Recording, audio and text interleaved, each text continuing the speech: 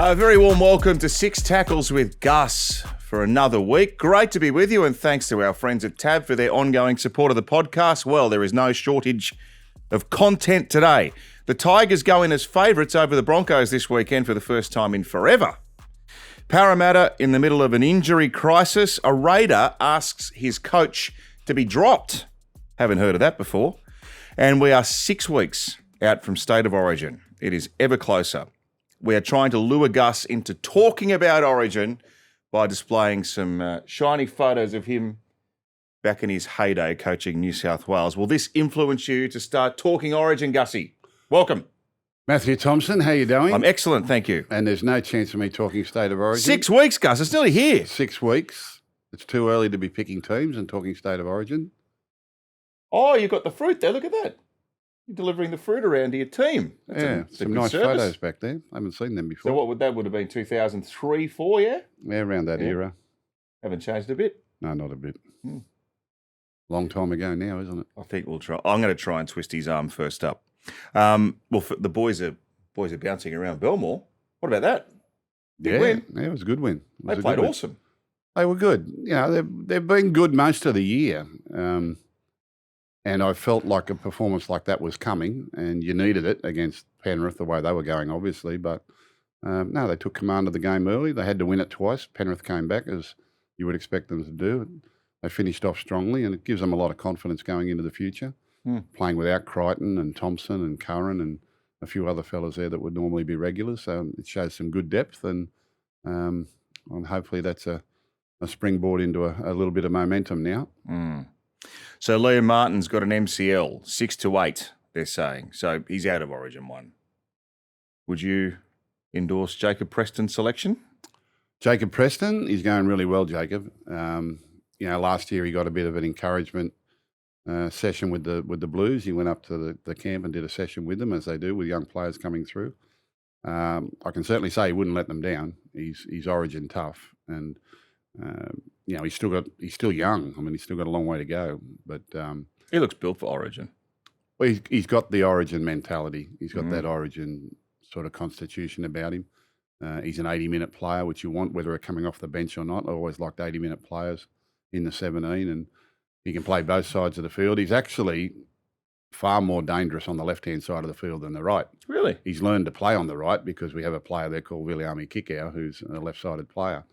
When we bought Jacob Preston, he was playing on the left side, playing left centre and left back row in the development grades at the Roosters. And he's actually a better left-sided player than a right-sided player. I don't know I suppose at some stage of his career he'll get across to the other side of the field, but he's had to learn a new part to his game, which is difficult for young players these days because they kind of put them in corridors from a very young age. Even in junior league football, they're playing players left and right, which I totally disagree with and I hate. And in our academy programs, we try to give everyone an education on both sides of the field. But he had to work hard to develop a right-sided, to be able to play on the right side of the field. He's struck up some good combinations across there, and he's a terrific defender. He obviously runs the ball really well, and he's ready if they choose to pick him. There's no doubt about that. All right, there's a tick for Jacob Preston. Gus, I'm going to make a declaration. This is the wildest start to a season I've ever seen. Let me give you some evidence. Tigers are equal first. 1 win behind Penrith. The Warriors end a 17-match, 10-year losing streak versus the Storm.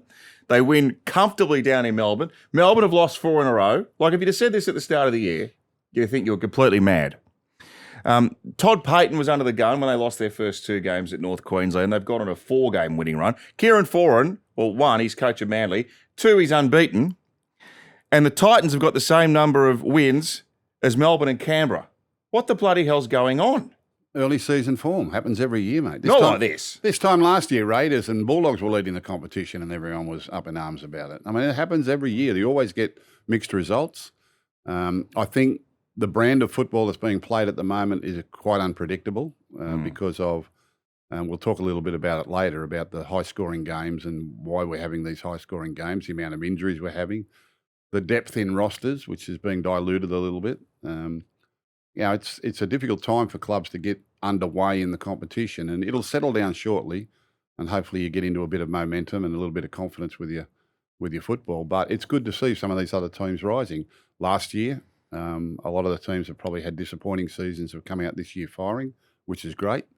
And some of the more fancied teams have had tough years in the last few years. They've played a lot of competitive football. A lot of their players have been playing representative football, shortened off seasons. It's all a factor in what we're seeing at the moment. But as the season wears on, as we get into the cooler months, as we get into the winter months, and then around representative time, usually the cream rises to the top. The question is, who is the cream in this year's competition? There are some teams that have made some giant strides and some others that have probably come off the pace a little bit. Melbourne in particular, ravaged by injury at the moment. Well, injuries and loss of players has certainly hurt their roster. No risk about that. And look, I still think they're competitive, more than competitive with the majority of the competition. It's been exacerbated by the fact that the last 2 weeks they've run into a couple of hot sides. They ran into the Panthers, who were described in their win over them as the greatest football team in history and the greatest win in history, greatest performance in history. And the Warriors are a rising juggernaut.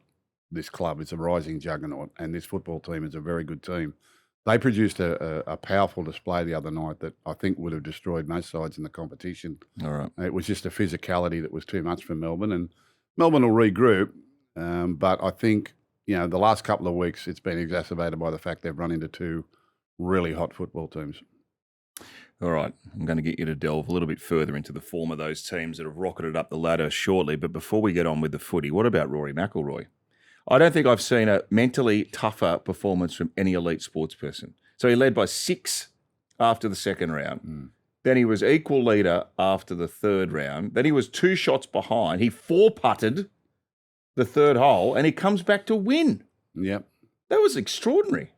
I watch Rory play every week. I just don't watch him in the majors. I watch all the European golf. I watch all the American golf. I watch him religiously. I've watched his journey as a young fella through to where he is today. He is something of a flawed genius. He is easily, without question, the best player in the world, but finds a way to keep he makes it so hard for shooting himself in the foot. He was 12 under after 2 rounds. You thought he'd win by 15. And he finished 12 under. Yeah. So he shot par on the weekend, where a bloke like Scheffler shot 12 or 13 under or something on the weekend. So, but that makes it all better. He's never comfortable with things being comfortable. Everything's got to be uncomfortable for him. And even he got to the 18th, he had a 2-shot lead coming up the 18th, and he sprays his drive. Shocking drive. 80 metres out to the right, into the trees. I mean, anything could have happened there. Yeah. But he was able to find a way to get it in the bunker and then get it up and down. He's a brilliant player. I love watching him play, but if you support him, he's a roller coaster ride on the emotions. But for him to hold it together and still win. Well, I sat up and watched every shot over the weekend. I watched every shot that was played. And on the morning of the 4th day, where he started so poorly, and it was kind of like, all right, I've seen him spiral out of control and just lose it. And he's done that in previous years. I think he would have. Yeah. He's done this before. I think in previous years he would have spiraled out. But there was sort of like I don't know, maybe it's because he's won the Grand Slam now, maybe because he got the Masters title last year. There seemed to be a calmness about him that he wasn't panicking about it, where normally he does. You can see it in him. He can be the world's best putter. He can be the world's worst putter. I love watching him play, and I was glad he won. He was the best player in the field. Took him a lifetime to win 1. Took him 12 months to win 2. Yeah, well, pretty amazing. Yeah. All right, on with the show. Yes!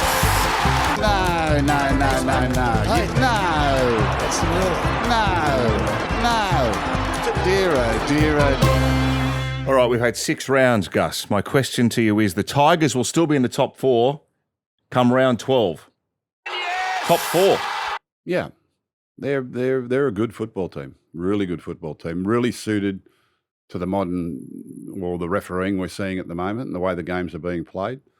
They've got a lot of strike power. They play with a freedom, with an inhibition that doesn't hold them back at any stage. They've got some really skillful players.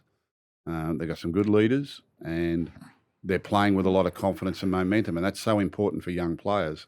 Talking to Api Koroisau on 100% footy the other night, It's been a reward for perseverance too, because some of these young players were sort of probably thrown into the NRL a little bit too early and struggled in the early parts of those couple of seasons. But you can see the benefit of that, and now another off season. And once you get on a roll and you start to win a couple of games, that gives you confidence. And they were really impressive against the Knights on the weekend. I mean, they absolutely destroyed them early and never really gave the Knights a chance. They're a good football team. They've got strike power all over the field. Because Benji, like the brilliant attacking instinctive footballer, it's actually the grunt work that's got them going really well at the moment. Like their kick chase, they suffocated Newcastle out of the game. Their line speed. Yeah. Amazing. I think what they call it is principle-based football, so your principle-based defence and all that sort of thing, and the things that you look for in your standards. There's been an obvious regard for those this year, but it probably hasn't been there in previous years.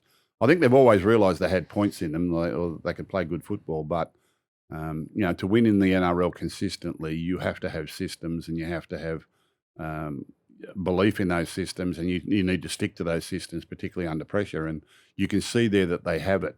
They've got a magic spine. You've got Api Koroisau and Adam Dewey, who's a very experienced player. The young fellow who's been filling in the last few weeks, but Jerome Luai is back. Great, Jock Madden. And Jareem Buller at the week, who's at the back, who's an outstanding young player. It's got the makings of a great spine. But they've got talent all over the field. Their forwards are hardworking, and you can see they appreciate that. They're appreciating ball control and field position a lot better than they used to do. They used to try and beat you from everywhere on the field at their own end of the field. There was a method to their madness on the weekend, and the more that happens, and the more they win with it, the more the system gets ingrained in them, and the more confident they become. It'd be a great game out there against the Broncos this weekend. Did you say there's going to start favourite against the Broncos? Solid favourites, like $1.50 favourites. That might be the first time in a long, long time they've ever started favourite against the Broncos. Absolutely. At a full strength. And I think they've got them at Campbelltown too, which is, they want to turn into something of a fortress like their Leichhardt home ground. They're a good footy team. I tipped them to make the 8 last year because I saw the potential in them. I saw, but they just didn't have that. They didn't have that commitment to the other basics of the game in defence and all those sort of things, and their possession and their ball control and other things they were trying to do. So I think they've kind of learnt that that's what they need to do, and they've been rewarded for it in the early rounds this year. And there they are, sitting up there with equal leaders, and they're favourites against the Broncos, the defending premiers. So if they wanted any more evidence of what they were doing is right, they've got it in the first 6 weeks of the competition. Yeah, I enjoyed that chat with Api Koroisau. And I know we're not talking Origin, but just as a sidelight, can you explain to me why has Api Koroisau fallen so far out of favour with Origin selectors? Can't understand it. I can't understand it. What's the knock on him? I don't know. I can't answer you. I don't know. Because you're an advocate for attacking football from dummy half, right? He's got all the subtleties in the world. He's a tireless defender. I can't answer you. I don't know. He would be first picked for me, but I don't pick teams. I don't know why he's fallen out of favour. I really don't. And particularly too with his long-standing combination with the other Penrith players that are going to make the side. I don't get it, but that's up to the coaches. Is it a Tigers thing? Like since he moved to the Tigers, he wasn't really in the frame. Now the Tigers are going well. Could you see him coming back into the frame? Well, I hope he does because I think he's the best hooker for New South Wales. But that's up to them. They may look for other things. I don't know. I don't know. But that is such a key position, and it's such a key position for Queensland that I think we're giving away ground to. Because we're not picking Api Koroisau. I mean, what Queensland will be able to provide out of that area that we don't, sometimes there's a difference in results. Because Reece Robson's a very hard-working, no knock on Robson. Yeah, of course he is. But they're all good players. If you're putting Billy Slater's tip sheet together and Robson's the hooker, you don't have to worry about him attacking from dummy half. Is that a fair comment? Well, he does attack from dummy half, but he doesn't attack like Api Koroisau attacks from dummy half. Yeah. He doesn't have as many of those options, and So look, the bottom line is I don't know. Yes. I don't know why it's fallen out of favour. Maybe they lost a game and decided they need to reinvent the wheel. But to me, he's one of the more steadying influences, one of the more influential players. He influences the scoreboard. He brings other players onto the ball. Great service to his halves and wonderful experience, wonderful big game experience. I don't know what else they're looking at, I've got to be honest. Glad I asked. This is Craig Bellamy's biggest test. Well, he's been through a few. I mean, he's been there a long, long time, and they've had to reinvent themselves a few times. But it's usually been reinvent themselves by their own hand. They've sort of seen players aging and getting new players ready to take over. And it's fairly been, when it's happened, it's fairly been a seamless transition from old to new and then graduating players through. They've always had a great system of replacement. They've always had a great mind to developing young talent underneath their top 30 roster and making sure that they were ready to come through and take over the mantle. And they've produced, probably three of the greatest spines in history over the course of his time there. But this one's been forced upon them. All of a sudden, there's been an abrupt end to a little period of time here where we've had these serious injuries and retirement of Pappenhausen, and I think it's probably come and shocked them a little bit too early. They'll recover. Like, he'll recover very, very quickly. He'll recover this year. Melbourne Storm, will recover this season. But into the future, they've just had to fast track, I suppose, a few and probably caught short in a couple of other areas. And it's not easy to go out and recruit talent these days. There is so much competition for it. The really good players are pretty much signed up longer term. Clubs, want to commit to them longer term. We've got new teams coming into the competition and options for other players. The real competition is at the junior development level. I think everyone has, over the last 5 or 6 years, taken a leaf out of what was created at the Panthers and how that has served them so well. So everyone now wants their own version of development pathways and developing through to talent. And that's made it extremely competitive for young footballers in their teenage years. The clubs want to get into their system and develop for the future.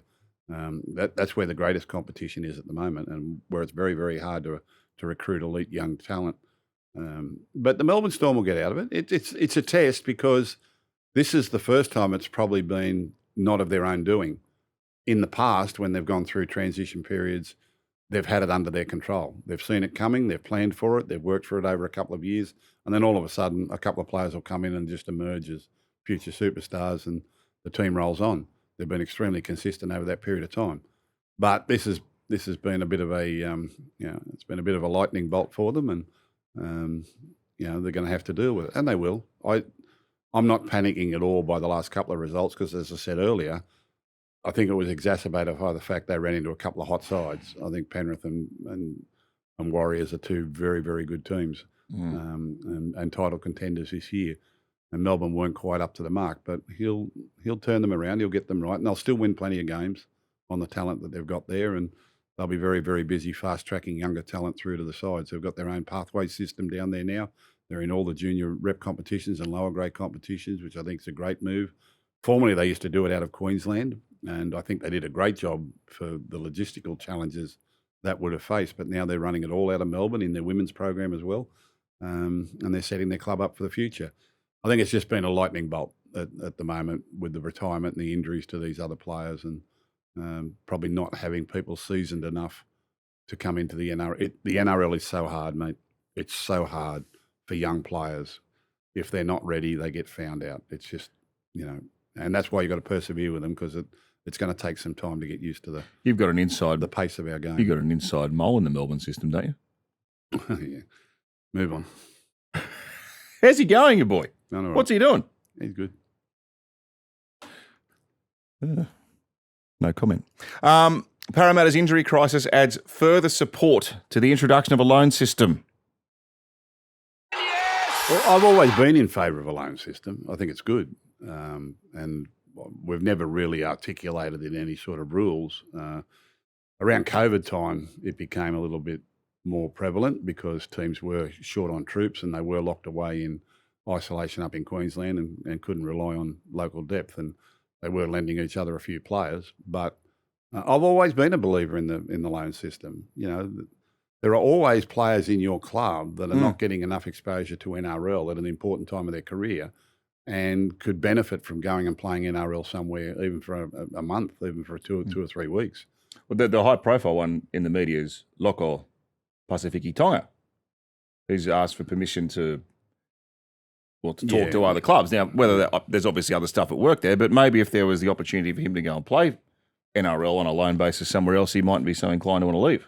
Well, that might be something for his club to consider. If they're deciding they're not going to use him at the moment in the NRL, I'm a great believer in New South Wales Cup football, in reserve grade football, right, and getting kids ready. But it gets to a point too where that's not enough. They're not going to get any better by playing New South Wales Cup all that regularly. They need to be playing and exposed to the NRL level.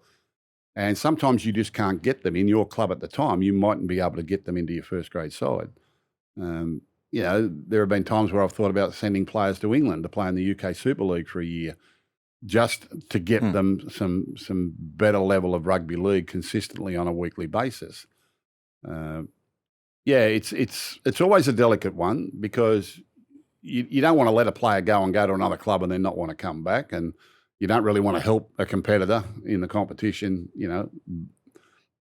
But by the same token, you want to be able to develop this player to the best of his ability, and I've always been one for, you should be able to loan a player, or a player should be able to request. You can lend a player for 1 week, 2 weeks, a month, 2 months, 6 months, 12 months. Yeah. Harry Grant was probably the most recent one, where he went to the Tigers for 12 months to get ready for the retirement of Cameron Smith down in Melbourne. Played Origin the year after. Yeah, played Origin the year after. That's probably the most highly one. But there are plenty of examples of it.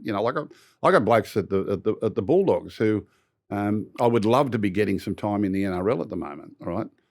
Because they're just spinning their wheels playing in the New South Wales Cup. And I'm sure there are other clubs that feel exactly the same way. And young Loco at the Dragons might feel the same way himself.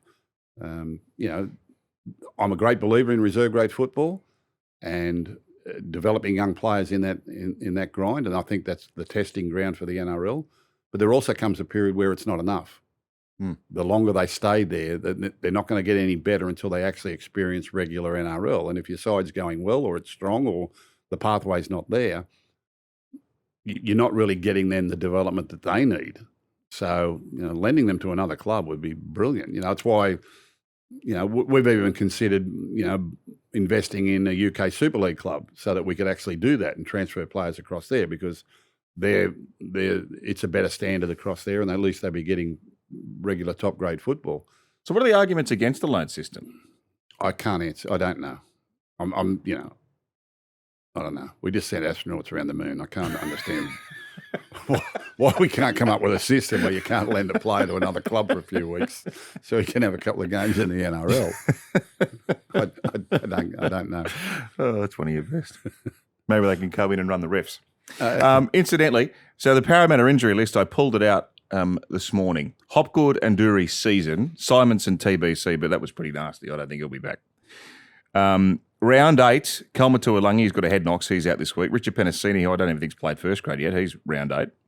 Then you've got Yongi 13, Pezzett 13, Sam Rani round 13, youngster Lincoln Fletcher round 13, round 15, the youngster Apatidal, who caused a sensation on debut last week, and then Sam Tuivati's a TBC. So what's that? That's 10 players.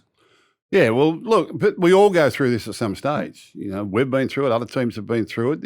Some years are just like that. You get a few injuries, and you get a run of them, and and they'll hold down the fort until such times as those troops come back, and that's just all you can do. As for whether or not they've got, or they're exposing players to the NRL now that probably shouldn't be at this time, I don't know. It looks as though they've named a handy side this week, but it's very, very difficult sometimes to have to rush kids into the NRL when you have a huge injury situation like that. We've all been through it at different times, and you just need to get your rehab team working, get them back on the field, and sometimes you just have years like that, and Parramatta are experiencing that at the moment. Melbourne Storm are experiencing that at the moment. The Broncos have got an injury toll at the moment as well. I think a lot of the injuries in the game are from the different brand of football that we're playing and the speed of the game and the way we're playing. But hopefully that settles down a little bit in the next few weeks. And but it's not easy, and you have years like this. It's going to happen to everyone. It happens to us all. You have years like this where you lose a lot of players.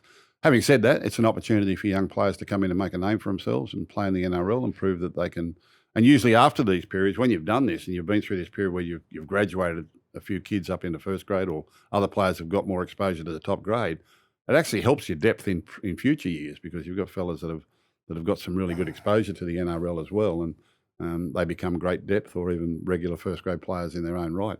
Plenty of players have come into the NRL during an injury crisis and never gone back. Yeah. They've come in and performed so well that they've never gone back. They've proved themselves, and the coaches retain them. So, that's why we have 30-man squads to cover for all these sorts of things. And I'm sure whatever teams they put out on the field will be more than competitive.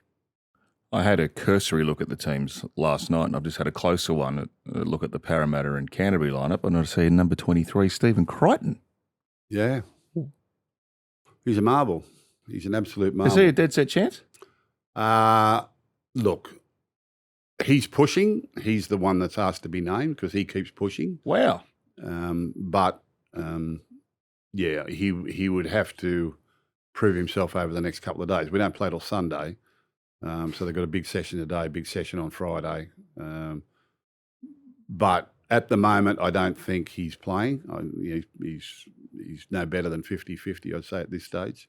So if he but they've named him at his request. Wow. He in his mind, he intends to play, but whether or not, it's got to get through. He's got to get medical clearance first, and even if he gets medical clearance, then the coaches have got a decision to make as to whether or not this is the week to bring him back, or whether or not they feel he's ready. And he can be medically cleared, but then they'll get out and train him, and he'll have to do some physical stuff, and then they'll get a good look at him then as to whether or not they'll make the final decision. So your medical team clears him from an injury perspective, or he's ready to go into full contact training. Yep. He then comes into full contact training, and plenty of blokes have been cleared, but they come into the full contact part of the training, and you go, no, not quite, not ready this week, and go. And he might even make that decision himself, but he's worked so hard on himself. He's such a tough, resilient character. I mean, the day after he did it, he was in there with it strapped down, needle, trying to do some work and push himself. We thought 4 to 8 weeks. This would be 2.5 weeks if he was to play this weekend. I'd say the odds are against it, but I would never rule him out. He's on the list there for a reason, because he wanted to be put on the list, and he wants to prove himself over the next couple of days. I just hope in trying to prove himself, he doesn't put himself out for longer, which is, I'll trust the expertise of our medical team and our coaches to know the difference. But it'll virtually come down to them. So, I trust the medical team and I trust the coaches. And if he did play on Sunday, it would be absolutely miraculous. But so if he doesn't make this week, it's fair to assume next week he'll be good. Well, probably. He's feeling he's not far away. So this week, next week, or the week after. But that'll come down, as I say, to the testing at training. We'll just trust the people that are charged with that to do the right thing, and Stephen himself. But in his own mind, he's the one that's asked to be put on the bench. Very good. How exciting for Canterbury fans. Last question in this section of our show, which is a good segue for the rest of the show. There are too many points being scored, Gus. No, I wouldn't describe it like that. Look, there's nothing wrong with a lot of points being scored, but whether or not defences are giving an equal opportunity is the thing. Like in rugby league, there needs to be an equal battle between attack and defence. This has always been my belief. And in some periods, the defences will be dominant, and in other periods, the attacks will have more latitude and be more dominant.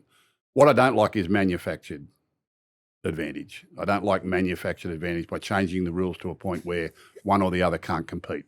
And that's what I don't like about the football, and that's happened religiously over the last 30 years.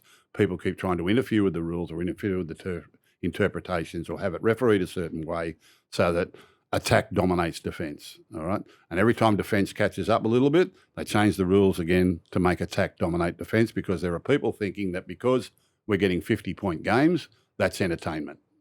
All right, I never agree with that philosophy whatsoever. If you can score 50 and you deserve it, good luck to you. And I don't find that that always entertaining. happens. I don't find 60-point end-to-end shootouts all that entertaining. I mean, sometimes it's entertaining. I certainly don't. But the game that stands out for me, going back to last season, the one that I thought was the most absorbing game of the year was an 8-6 win by Penrith over Canterbury at CommBank. Yeah, and what do we say about Origin every year? Yeah. those hard-fought Origin, 12-10, Yeah, 10-8. best games. Absolutely. And I've always, it's probably the way I've been educated, the way I've been coached, and the way I've grown up, but it's very, very hard to cheer for your team when they're conceding 30 and 40 points. Mm.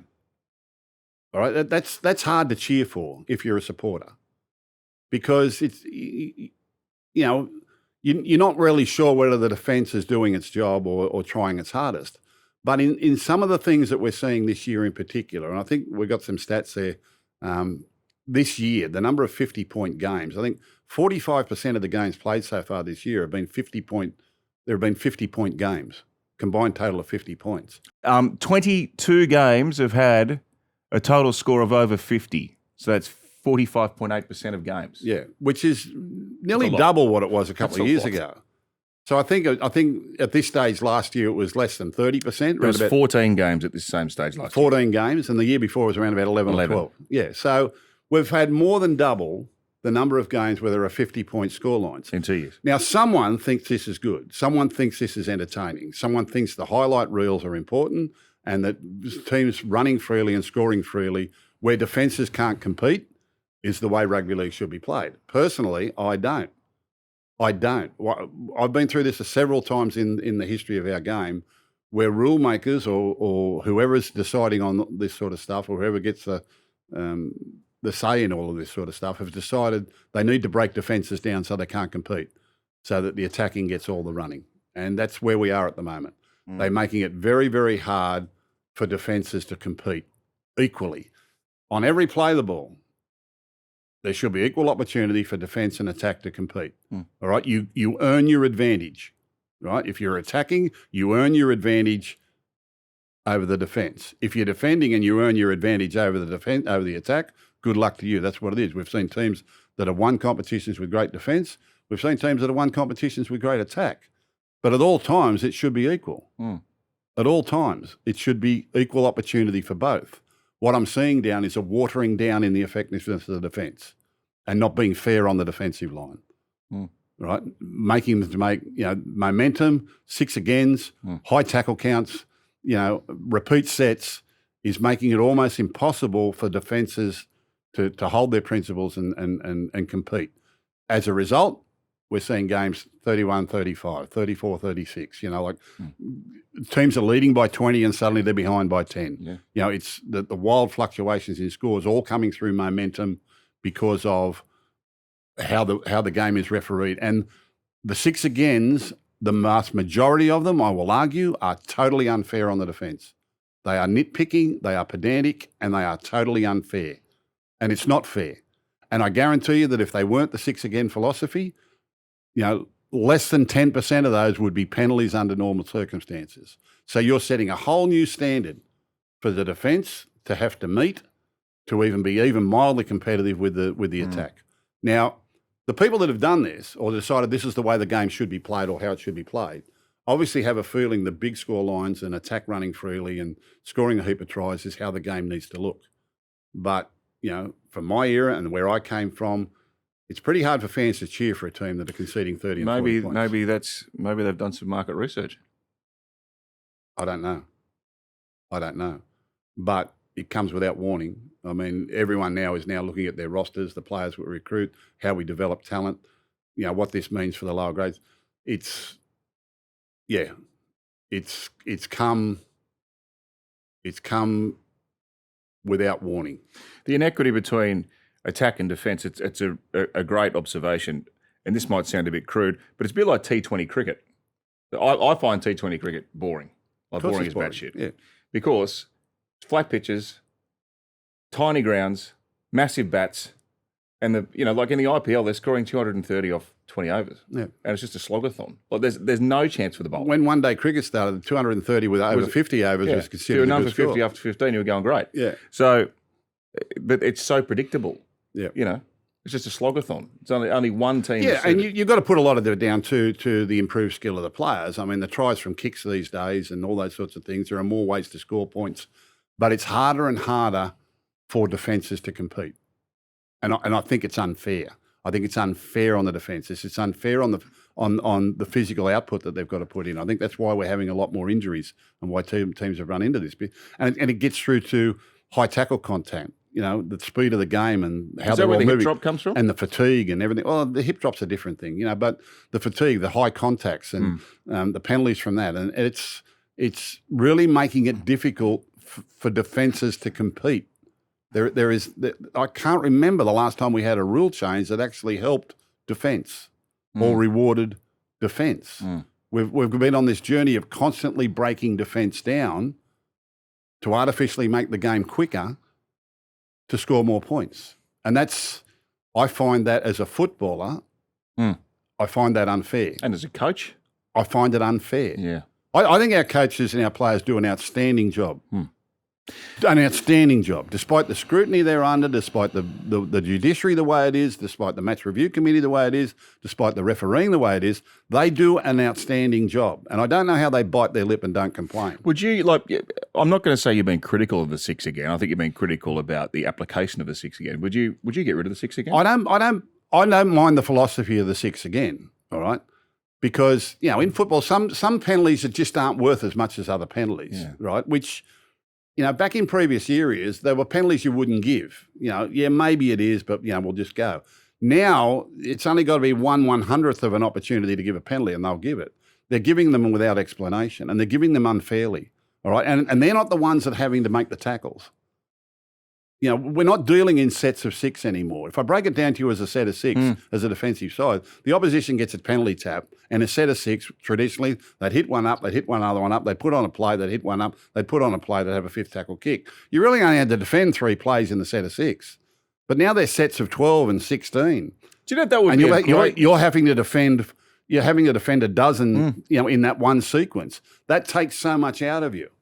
All right? And it's It would be great to be able to work out what the average, how many number of tackles the average set is. There's plenty of stats on that at the moment. Is there? Yeah, and there's plenty of stats on teams that are conceding points once it gets beyond 8 and 9 tackles. So if a set gets beyond 8 and 9 tackles on your try line or, coming out of trouble, or see that those six agains on the line may have come after a penalty at the other end or a six again at the other end to get down into that position, and then they get another one and then they get a repeat set.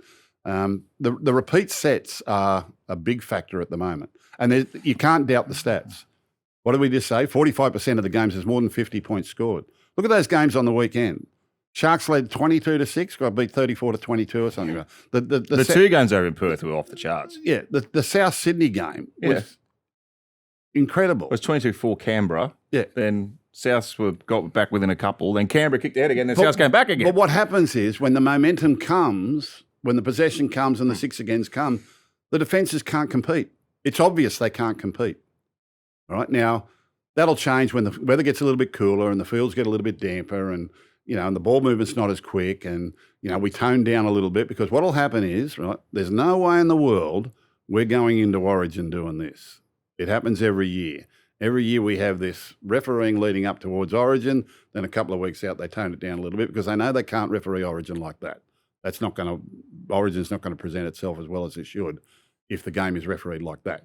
So it'll tone down a little bit. And then we'll go through the Origin period and everyone will wrap the Origin period as, thank God we got our football back. And then they'll make a decision what happens towards the back end of the year. But we go through this every year and we go through it every now and then. But this has been particular. This has been deliberate and it's been manufactured. And this is someone thinking this is the brand of football that people want to see or what have you. Now, if it's rating well and there are crowds coming into the game, they'll say this is the reason for it. I think there are other reasons. That's just my personal view. And I think that a lot of the refereeing is unfair on the referees and on the players. I think it's pedantic and it's nitpicking and it's not always right. Coaches are putting in reports every week about penalties and the league are coming back and agreeing, that shouldn't have been a six again. That shouldn't have been a penalty. That shouldn't have been this. Well, we got a reaction from the disruptor last week. Well, that's just another example of referees taking things too far, and they always take things too far, because that's what referees do, But, you can't get away from the fact that the brand of football over the first 6 weeks is completely new to what we've witnessed in previous seasons. That's why I think it's been the wildest start to a season ever. Could well be. Um, I don't like the fact ever. From my perspective, the role of the referee is to ensure that defence and attack get equal opportunity on every play until one of them forces an advantage. You need to force your advantage, not have it gifted to you, by the rules or a different interpretation of the rules. I think a lot of the penalties on these teams is totally unfair. And I think the fans get sick of it too. You know, they love the football and they're turning up and watching the football. But I don't think it's because we're seeing, I think it's because there's a perception that anyone could beat anyone. I think that's why the competition. Plus, it's a great game. Well, we've said that here. I think over the last couple of years, the bottom four teams are amongst the best I've ever seen. But I think that explains a lot of why people are turning out to watch the game. We came out of the COVID period. Live sport was dead for a couple of years, 2 or 3 years, and but don't get me wrong, it's a great look. We're not knocking the game. But you love the game. The game's your life. Like, it's a great game. But there are elements about it at the moment that just seems like, and I think you're right about the fans. I think they're getting a bit confused about the application of. I think it's unfair. I think the way it's being refereed is unfair on the players who play the game. I really do. All right. Other people might hold a different view, right? But if it continues or it's going to continue like this, it's totally going to rethink the type of player that you buy. I love that photo. The type of player that you recruit. That's just before you took Laurie's chair. That's just when it happened. Yeah, it's Game 3, 2004, that one. How handsome was Laurie back then? Look at that. Trent Barrett, Hindmarsh, Timmins. Who's that bottom right? Is that Matt Gidley? No, that might be the boy from Melbourne. That's Scott Hill. Scott Hill. Yeah. Handy side back then, eh? I think that was after the drawn game in Game 3. Oh, yeah, right. That was the one where Gordy... 2002. Was that the Hodgson game? Could have been, yeah. Could have been. It was around that era. Pensive Gus. Yeah. That's the soccer nets at Wentworth Park. We had to train at Wenny Park. Mm. The Origin team never had anywhere to train. I had to find fields for them to train on. Really? Yeah. Funny game, rugby league. Speaking of greyhounds, yeah. My wife and I are living in temporary accommodation. We're renovating our house at the moment. Right. We're staying in a granny flat, and the people who own the property, lovely people, we become quite good friends of them, but they've got a greyhound called Pedro, and they've gone away for the week. So we've offered to look after Pedro. So Pedro the greyhound is living with us in our little granny flat. Yeah. But Pedro the greyhound, he's bloody big. He's taken to sleeping on the bed as well. They're beautiful. Horizontally. Animals. They're beautiful animals. They are the nicest animals. Yeah. They're just so Beautiful gentle. animals. Yeah. Comes and nuzzles up. If you really want a lovely family pet, adopt a greyhound. Oh, for sure. Yeah, I had no concept. But from the time we met him, he's the most lovely little dog, and he gets on great with our little cavoodle Rosie. Yeah. They're really good pets. But he's no good. He's no good sleeping on the bed. I've been on the sofa bed. Yeah, no, he's big. And he won't move. They're big. He will not move. Right, Gus, teams that have shot up the ladder, what stands out? Now, we've covered the Tigers pretty well. So what stands out for the Cowboys? Well, the first 2 games of the year, they were beaten by Newcastle in Vegas when they were favourites. They came down to Leichhardt and got absolutely romped. Well, it was 40-odd down there. They got absolutely destroyed. I think the modern day football suits a lot of their players. I think that, even on the weekend, what do they win? 35-31, an extraordinary game. I think, with the likes fast, with really the likes fast. of Drinkwater and Dearden and Purdon and these fellas and it sort of suits, but maybe they've adapted to it a bit better than some of the other teams. Maybe some of the teams have kind of resisted the trend, have tried to stick to what they were doing previously, and it's not working for them, or they can't get the defensive control that they wanted. And, the game is so different these days. Like it really is difficult these days. We can't tackle halfbacks. We can't tackle kickers. We can't tackle catches. The high tackle scrutiny. The games can change so much on little things. It's not funny. And the 6 agains has made it very, very different. So, what's working for the Cowboys this week, there's no guarantee it's going to work for them for the next 4 weeks. We just don't know. It's so unpredictable at the moment. You can go out with all good intention, but if your opposition gets on a roll early, it's hard to contain them and it's hard to stop them. There are very few games this year where you could say actually defence won games for teams. Everyone's going out trying to win with their attack, and they're getting plenty of latitude to do it. It's like it's like, no one wants defence to dominate games. What stands out? I know they were beaten on the weekend, but Newcastle have improved out of sight on what they produced last year, particularly, again, as you say, with point scoring. But when you look at their performances, take out the weekend, what have you seen? Yeah, well, the same thing. Some players there that, have benefited from the fact they've had a couple of years in first grade now and found their feet a little bit. They get onto a little bit of a roll. They had a couple of good wins early. They'll pretty much belted off the park on the weekend. They'll need Dylan Brown back and they'll need Kalen Ponga back pretty quickly. They've got some really talented individuals. I mean, I love Fletcher Hunt. I love Fletcher Sharp. I think they've got some really good willing forwards there. They've just started to get a few little injuries themselves. And once they get their full team on the paddock, they're very, very competitive. Most of the teams, if everyone can get their full team on the paddock, most of the teams are really competitive. There's not much between all of them. I guess the superior teams, the top 3 or 4 teams, on their day are a bit superior to everyone else. But everyone else is pretty even. It's not much in it, and it just comes down to not so much bounce of the ball, but it comes down to the momentum of the game and who takes advantage of their opportunities. And the general feeling is it's hard to control a game anymore. It's hard to control a game through your discipline and your defence and your kicking game, and because it just gets broken down way too easily. They play the Roosters Sunday afternoon at 2:00 at Allianz in the sunshine. Last one, and you kind of touched on it earlier, Warriors. Yeah. What are you seeing there? Good side. They were good last year. They got a few injuries in the back half of the season, and, you kind of got to get to that pointy end of the season a few times to really – the season gets very long. When you get into the pointy end of the season every year, it's a long season and you've got to become attuned to it and adapt to it over a period of time. And I think the Warriors have benefited greatly from the good run they made last year. They're a genuine top 4 team. They're a genuine premiership contender this year. Ooh. They're a good, strong football team. They've got really powerful back rowers, and I like their team.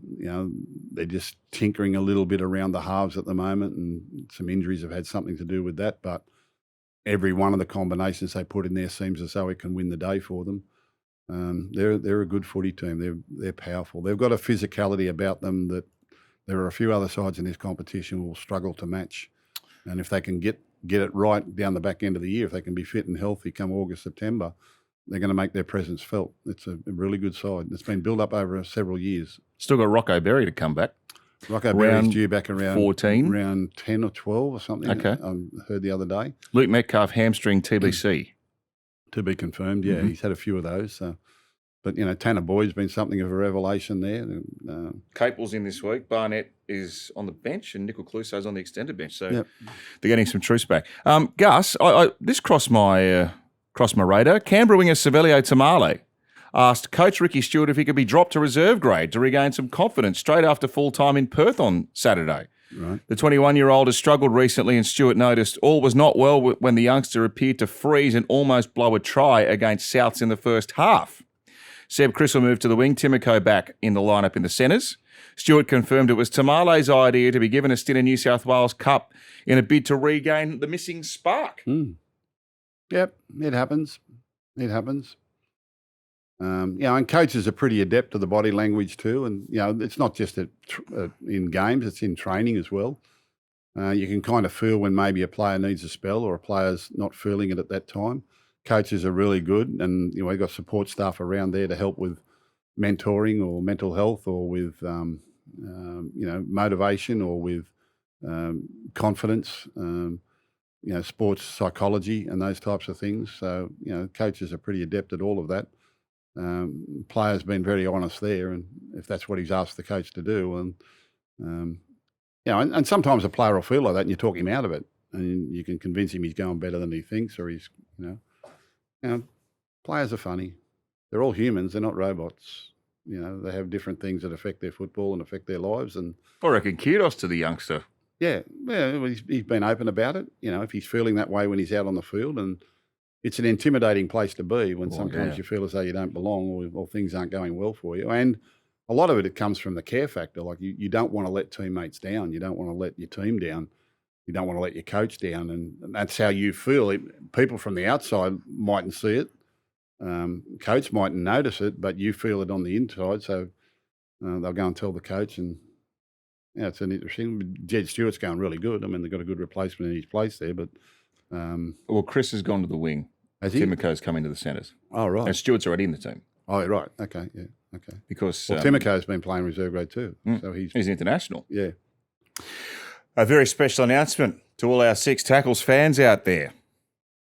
It's about Origin. We're going to have another live show, and it's going to be at 2 p.m. on Wednesday, the 27th of May at the Locker Room at Sydney Olympic Park. Why that date, you ask? Because it's a few hours before kick-off in State of Origin 1, Gussie. So if you want to come along, send us your best Ask Us questions to sixtackles@9.com.au. We're going so well, we've even got our own email address. Really? It's taken 10 years. Yeah. Sixtackles@Gus. The Locker Room. Sixtackles@9.com.au. That's a Laundry Hotel. That's the the one. Laundry's pub. Absolutely. We were there earlier in the year. Yeah. But it's going to be a live show, and we're going to give away tickets for the best questions. And part of the show, we're going to give away Origin tickets. So if you come along and you haven't already got an Origin ticket, you could win one. Okay. So sixtackles@9.com.au. Ask us questions, and the best of those go into the running. And, of course, Tab is giving punters plenty to shout about this NRL season. They're our sponsors here, and they'll be doing all of the great work on the day on the 27th of May. Download that Tab app. Tab, we are on. What are you really gambling with? For free and confidential support, call the number on the screen or visit the website. Six tackle trivia. Gus Tom Duffy debuted for the Broncos at the weekend. He was the 300th Brisbane Bronco. So we're going back down memory lane.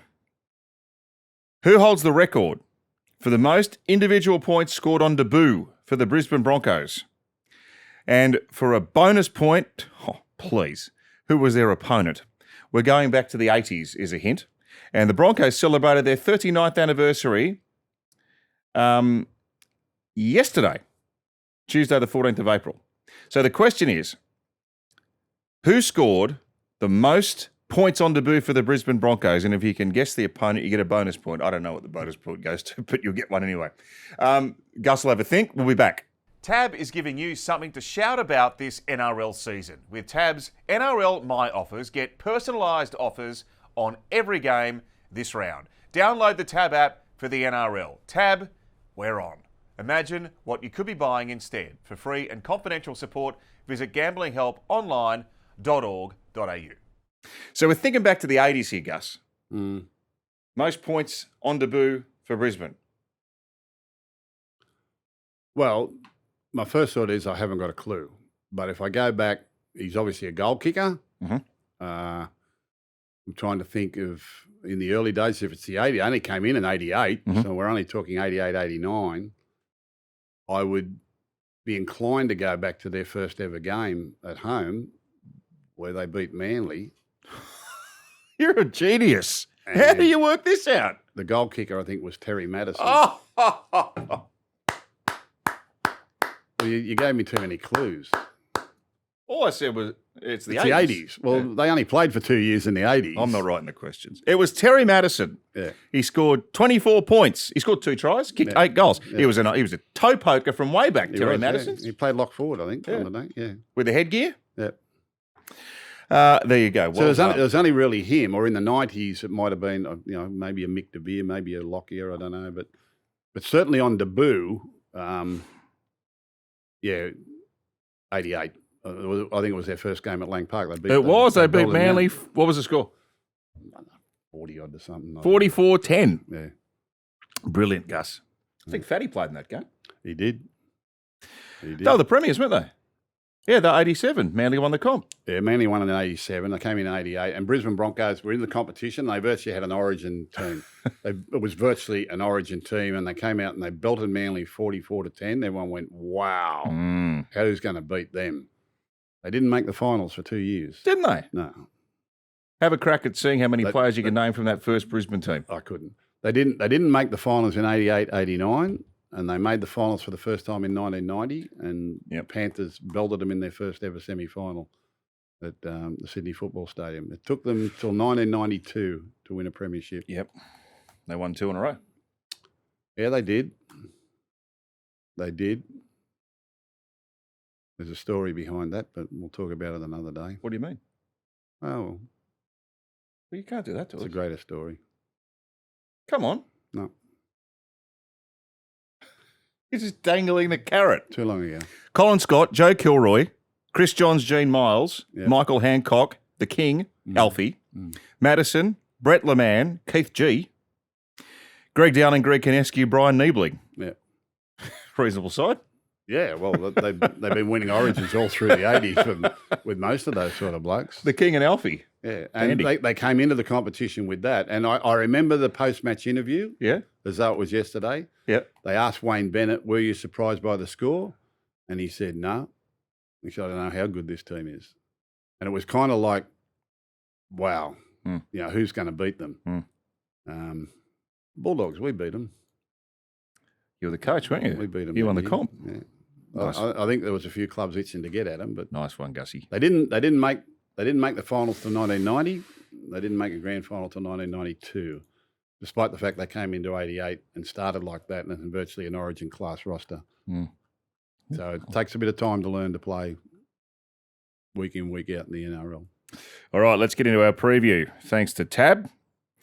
Head to that Tab app. Tab we are on. Chances are you're about to lose, and all the prices currently available on Tab. What are you really gambling with? For free and confidential support, call the number on the screen or visit the website. We'll give those to you as we go on. So it's round 7. It starts tomorrow night at Queensland Country Bank Stadium, where the Cowboys host Manly. The Cowboys have won 4 in a row. Manly have won 2 in a row. You actually cannot believe it. So Braden Burns returns on the wing. Murray Talangi's out, so that's a straight swap. He's got a head knock. Reid Marnie is also out. So Sonny Luke, he did a good job off the bench last week. He gets a starting spot. Sam McIntyre returns on the bench, and Siwa Taukeaho returns from a calf injury. He hasn't played since round 1. He bolsters Manly's bench. I can tell you the betting is $1.58 North Queensland, $2.40 Manly.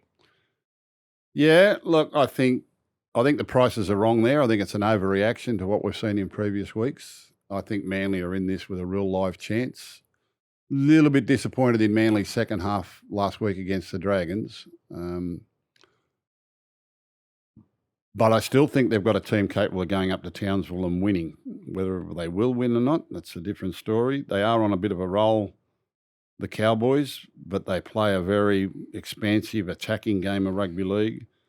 I can't say that their defence at the moment matches up to that. At those prices, I think Manly are a real good chance of winning the game. Really? Yeah. Wow. I'm not getting carried away with early season form at the moment. And I think Manly will learn a lot from that last week against the Dragons. They led 16-0 or something, 18-0, and they were down. Oh, man. It looked like it was going to be a massacre at one stage. So I think Manly. I think Manly can win. I really do. I think Manly can win. Okay. Whether they will or not, I don't know, but I couldn't be backing the Cowboys at $1.59 or whatever it is. Well, anyone can win at the moment. All right, early game Friday, absolutely pivotal game for both teams here. We've already mentioned that change for Canberra. Timoko into the centres, Chris to the wing.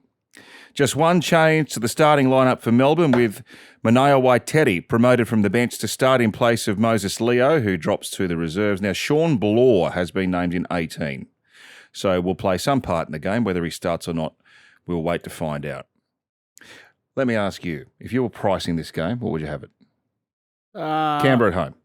Yeah, even money, each of two. I think, there's, again, 210 plays $1.74. Yeah, there's not much in it. Storm are favourites, but I don't think that means too much.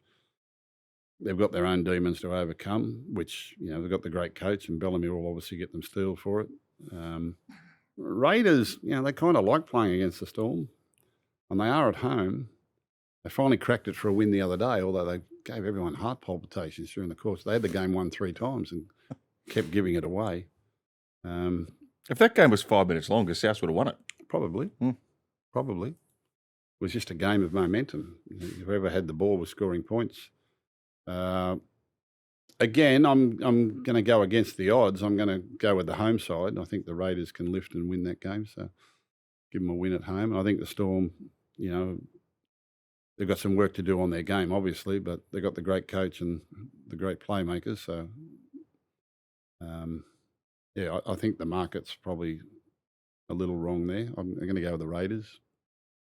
Wonder when the last time Melbourne lost 5 straight would be. Don't know. It's going to happen to everyone. It'll be before Bellamy. Yep. All right, Friday night footy. You'll see it here on 9. It's coming to you from TIO Stadium in Darwin. The Dolphins coming off the bye host the Panthers, coming off the loss to Canterbury. So they're coming off the bye, this Dolphins team, so not much to report there. The main change for Penrith is Isaac Tungall plays his first game of the season because Casey McLean is suspended. And Liam Martin, as we mentioned earlier in the podcast, is a reasonably long-term injury, 6 to 8 weeks with an MCL. So Garner's in the starting team and Kalani Going comes onto the bench. $4.50 Dolphin, Panther $1.20. Yeah, that's probably about right. TIO Stadium in Darwin. I'm not sure what the weather up there, but it can get very hot. It's bloody hot. It can get very hot and steamy up there and very difficult to play. They had a drinks break last year. Yeah, very hot and steamy. I saw a dog chasing a cat up there one day. They were both walking. It's very, very draining on the energy up there. Obviously tip Panthers, but Dolphins coming off the bye after a disappointing performance will be able to improve, I suppose. And in the weather and the conditionings and with the way the game's refereed, I suppose anything's possible. Dolphins have got plenty of points in them, but they're going to have to get better at defence to beat a team like the Panthers. Early Saturday, Warriors hosting the Titans. I mean, I know they're up against a depleted team, but the Titans thrashed them to bits on the weekend. Para. They've been good. 8.5 century. There's been some real positive signs with them, and not just the points they scored on the weekend, but they defended really well, and there's a bit of a confidence in there. They're starting to get a unit together that's working really hard for each other. No changes to their team either, by the way. No, and that helps too. But I've just spoken to you what I think of the Warriors, and I think as long as they put their best foot forward, they should be too good for the Titan this weekend. All right, $1.30 Warrior, $3.50 Titan. Kurt Capel back from a 5-game absence because of a calf. He starts near quiet to the bench, but Nickel Clustar and Barnett on the extended reserves bench, so we'd imagine that they'll probably come into the team too, which makes them all that more formidable. Wow, look at this game coming up, 5:30 Saturday at a core. It's the old battle between the legendary clubs, South Sydney and the Dragons. Always said after 7 rounds, everyone wins one, everyone loses one. Now, I thought Dragons would win one before Panthers lose one, but that's what's happened in round 6. So round 7. I don't think you said round 7. I think you said in the first month. Oh, no, round 7. Round 7? I've always said it in round 7. Go back to the tape. Let's go to the logger. It was never the first month. But anyway, Dragons are the only winless team so far. Are they going, can they raise an effort to beat South Sydney? Well, they've got to be desperate. We know they'll be desperate. South Sydney probably blew it on the weekend. Brandon Smith's been named. He comes back. He played last week. Did he? All right, I'm going to go with South Sydney to beat the Dragons. $1.26 Rabbits. Dragons, $3.90. If the Dragons lose this week, it'll be 11 games in a row. We've already talked a little bit about this. I can't believe this. The Tigers are $1.50. The Broncos are $2.60. But they've got a million blokes out, Brisbane. Mind you, they've still got some quality. Reynolds has been named in the halves alongside Ezra Mann. Payne Haas is in. They're struggling for a number 9. Gus, they've got Josh Rogers there, who's more a half. And further aiding the West Tigers' cause is the return of Taylor May and Jerome Luai. Yep, they're big ins, aren't they? So let's just go through the Broncos lineup. How many have they got missing, you said? Well, I had it right here in front of me. So Carrigan's out, suspended. Orblix Taufa, Reece Walsh, Blake Moser, Ben Hunt, Billy Walters, Corey Pakes, Grant Anderson. No. That's a fairly healthy injury list, isn't Plus Ben Takura, who's been allowed to go over to the United States, and Hoyter, who's a fringe first grader. So Jesse Arthurs, Karapani, Katoni Staggs, Jemahat Shibasaki, Dean Mariner. That's not shabby at all, is it? It's pretty good. Well, the page is gone. Ezra Mann and Adam Reynolds. That's not too shabby, is it? It's pretty good. Corey Jensen, Payne Haas, Brendan Pakura, Jordan Ricky, Xavier Willison. That's not too shabby, is it? A lot of teams would love that roster. And then coming off the bench, Ben Tolte, Jaden Hunt, Jack Grzeski and Thomas Duffy. It's still a pretty good-looking side. Still a really good-looking side. And it's a physical side. And they've got Adam Reynolds, if he plays, who guides them around really well. I think the market, again, is wrong here. And that's taken nothing away from where the Tigers are. I've just said they're a really good side, and I think they can play finals footy this year for the first time in a number of years, and they're playing with a lot of confidence. Having said that, it's not going to be as easy as what this market suggests. I think there's an overreaction here. I think Broncos have got, they're not going to give this away. They will go down there and compete. Their coach used to coach the Tigers. I imagine he'd have them up ready to play. He won't be wanting to go down there and get beaten either. And it'll be a completely different sort of game to what they experienced last weekend. Now, the week before, they drew with Parramatta. Well, they had a Golden Point win with Parramatta, so they had a draw and went to Golden Point with Parramatta. Yeah. Different being $1.50 favourite. 100%. 100% it is. And it's not going to be the same sort of game they played against the Newcastle Knights. It's going to be completely different. But it's a night game, not a day game. You're going to tip the Tigers, aren't you? You love the Tigers. I do. I love the Tigers. And I might tip the Tigers, but I'm just looking through this Bronco thing. See, this is an old trap. Jittery. This is an old trap. Yeah. You don't look at the players that got out. You look at the ones they've got in. All right? You taught me that. The ones that they've got in, They've got Adam Reynolds and Ezra Mam in the halves. Look at playing halves. Look at the forward packs. Jensen, Haas, Piakura, Ricky and Willison. That's a handful. All right? And these outside backs, well, Katoni Staggs and Shema, they're Origin class. They're Origin class players. Karapani and Dean Mariner are as fast as they get. And Jesse Arthurs is a super competitor. Crikey. They're in this up to their eyeballs, I'm telling you. This will be a terrific game. He's getting wobbly on the Tigers. Well, I am a little bit. So I'm looking at the Tigers bench now. So what can come off the bench and help them? So they've got Jock Madden, Sione Fainu, Royce Hunt and Alex Seyfarth. Pretty good. I'm just looking at what that covers.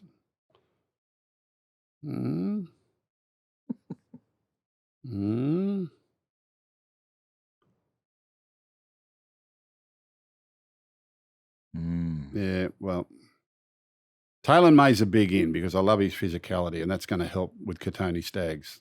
It really will. Still got the youngster on the wing, Makasini, Sania Taruva, Patrick Herbert. I'm going to go Bronco. Oh, wow. Bronco. Yep. Sorry, Tigers. If you've just listened to that whole sequence, that is what it sounds like when someone's talking themselves out of something. Yeah, well, I'm just saying. Well, the reason I'm going Broncos is that I think the market's wrong. I think, I can't back Tigers at $1.50 when they've never shown that they can win as favourites regularly anyway. And I just think, and this will be part of the evolution of the Tigers, that they can do this. Can come off a big thumping win at home last Sunday, emotional win, big win, in front of the home crowd and all that. They're really looking forward to getting the Broncos there this week. And they're thinking, well, here's our chance. Broncos have got all these great players out.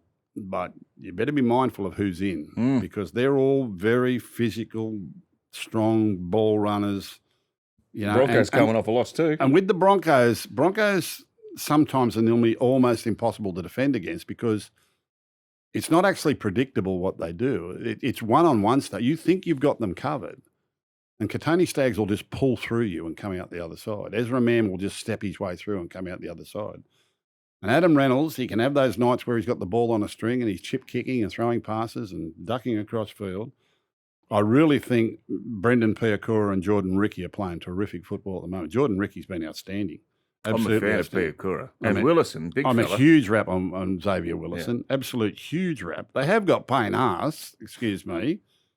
Look, If the Tigers can win this will be a major part of their evolution. If they can start favourite against the Broncos and win this, even though the Broncos have got all these players out, but I'm saying there is enough in this Broncos team to ask the Tigers whether or not you can get this done. It's enough of a challenge for the Tigers. They can beat the Tigers if the Tigers aren't 100% on their game. And if the Tigers can do it, well, that's a really good part of their evolution under Benji Marshall, because they tend to go better as underdogs than they do as favourites. The week before against Parramatta, they could have easily lost that game. Parramatta were very much under strength in that game as well. So, sometimes the form can be a little bit misleading, or maybe last week was the confidence builder they needed and they're just going to give it to the Broncos and announce that, they're a top 4 contender. I guess that's what they intend to do. And they'll come out of the blocks 100 mile an hour, but Broncos love those sort of games. They really do. They love those sort of games. All right. Adam Reynolds, he'll wheel them around. Is he definitely playing? Beware the wounded Bronco, I'm saying. Beware the wounded Bronco. That's one to watch Saturday night. Good crowd there at Campbelltown last week too. All right, 2:00 Sunday. Roosters are $1.28. Newcastle $3.70. Same 19 for Trent Robinson. Dylan Brown comes back to play halfback. Fletcher Sharp goes to fullback. Fletcher Hunt goes to the centres. However, Dylan Lucas is out. He was in hospital after that Tigers game. So Thomas Cant starts in the back row, and there's no Frizzell. So Cody Hopwood comes into the squad. Yep. Roosters were very much out of touch earlier in that game against the Sharks last week, weren't they? They were getting run off their legs. Yeah. Once they got into their rhythm, they showed their class and come home at the back end to win comfortably, and could have won even more comfortably. They probably had a couple of tries disallowed there that should have been tries. Newcastle, they do get Dylan Brown back, but I think they might need a little bit more than that. I'll go with Rooster to win at Allianz. All right, and then the final game of the weekend is at Combank. It's a 4:00 kickoff. It's Sunday footy here on 9. Parramatta versus the Bulldogs. Para $4.30. Bulldogs are $1.22. And it's the same thing, obviously Parramatta have got plenty of players missing, but you've got to look at the players that they've got in. And it's still a very handy football team. And they'll ask enough questions of the Bulldogs to keep them honest as well. And the Bulldogs, I think we talked about it here a couple of weeks ago about records of teams following the Panthers games in previous years. Teams that play the Panthers team to struggle the following week. And we proved that stat. And even more so when teams have actually, not that many teams have beaten the Panthers in the last couple of years, but those that have, it's taken so much out of them, they've come up a little bit short the following week as well. So it's a big challenge for the Bulldogs and the coach to make sure they present themselves 100% on the weekend, and they need to respect absolutely everything that Parramatta throws at them, because it's not the players they've got out, it's the ones they've got in, and it's a good-looking football team. So the Bulldogs will need to be on their game. I'm going to tip, I've tipped a lot of upsets here. I'm going to tip Sea Eagle to beat Cowboy. I'm going to tip Raider to beat Storm. I'm going to tip Panther to beat Dolphin, Warrior to beat Titan, Rabbit to beat Dragon, Bronco to beat Tiger. I'm going to tip Rooster to beat Knight. So that's what it's worth. Thoughts on the weekend? Well, tipping upsets is probably the smart way to play it, the way things have been going. Well, yeah. Who knows what will happen this weekend. Ask Gus, our bonus episode will be out on Friday, so stay tuned. And also coming up this year, Season 5 of Stories of Origin. The theme this year is my favourite Origin, and in that very spot last Friday sat a reasonable halfback by the name of Nathan Cleary. I sat with him for half an hour and talked about his favourite Origin. Oh, good. Which was Game 2 2022 over in Perth. Okay. When he slayed them. I hadn't sat down with Nathan and had a one-on-one chat ever. What a lovely, lovely bloke. Lovely young man. Yeah. You'd let him marry your daughter. I don't have. I said that about his father years ago too. Ivan was the same. You'd let him marry your daughter. Yeah. Thanks, Gus. That's 6 tackles for this week. Ask Gus out on Friday. We'll be back next week. Look forward to joining you then. This has been another presentation from Nine's Wide World of Sports.